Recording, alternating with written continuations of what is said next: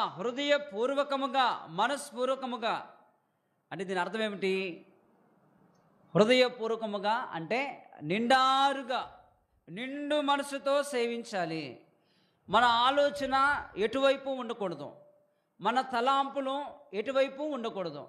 మన యొక్క ఆలోచనలో దేవుని సేవించే విధానములో హృదయపూర్వకముగా, నిష్కపటముగా, నిండారుగా సేవించే విధానంలో ఉండాలి. అందుకే భక్తులు కూడా, ప్రతి ఒక్కరు కూడా దేవుని సేవించే విధానములో అనుసరించారు.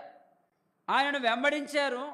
యేసుక్రీస్తు వారిని వెంబడించి, అనుసరించి ఆయన సేవించారు. నిజముగా మనము కూడా ఆయన్ను వెంబడిస్తూ ఆయన సేవించాలి.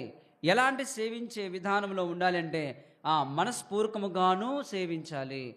అంటే మన హృదయంలో నుంచి మనస్ఫూర్తిగా దేవుని నిండారుగా మనస్ఫూర్తిగా సేవించాలి.